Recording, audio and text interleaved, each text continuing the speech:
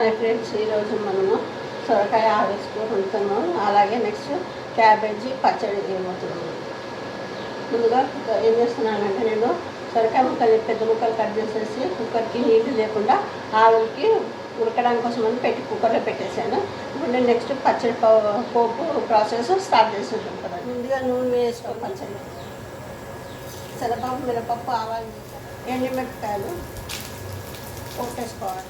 కాస్త ఇంగువ కూడా వేసేస్తున్నాను. ఇంగువ వేసుకొని మళ్ళీ ఇందులో కొంచెం కడిగి పెట్టుకున్న క్యాబేజీని వేయించుకోవాలి.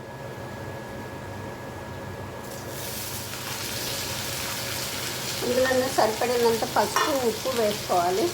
ఇది మగ్గుతూ ఉంటుంది.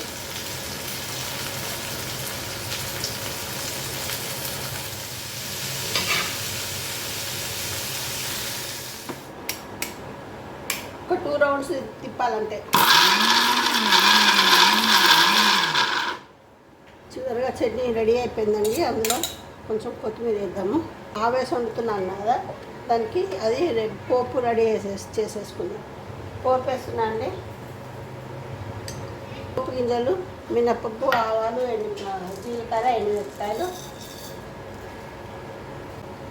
దీనికి కావాల్సింది ఆవ పేస్ట్ చేసి రెడీ చేసుకున్నానండి. ముందు చెప్పాను కదా మీకు, సొరకాయ ముక్కలు ఉడకబెట్టి పక్కన పెట్టుకున్నాను.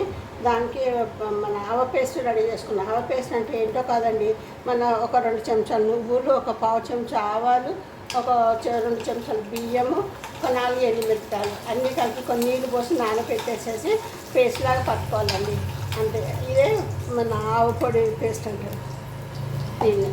ఈ పోపు వేగిపోయిందండి. ఈ పోపులో ఉడికించి పెట్టుకున్న సొరకాయ ముక్కలు వేద్దాము. ఇప్పుడు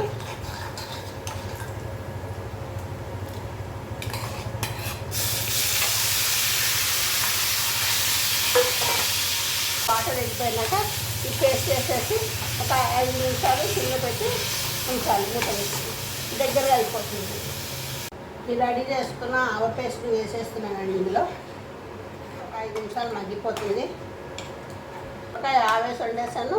నెక్స్ట్ క్యాబేజీ పచ్చడి రెడీ అయిపోయింది. ఇవి 2 టేస్ట్ చూసి చెప్దాం ఎలా ఉందో. మీకు నచ్చితే కనుక మీరు కూడా తిని ఎలా ఉందో చూసి నాకు కమెంట్ రూపంలో కమెంట్ ఇవ్వండి. లైక్ చేయండి, షేర్ చేయండి, సబ్స్క్రైబ్ చేయండి. మరిన్ని వీడియోలతో మేము ముందుకు వస్తాము. పచ్చడి చాలా బాగుందండి. సేమ్ అచ్చం మన కొబ్బరికాయ పచ్చడిలా ఉంది.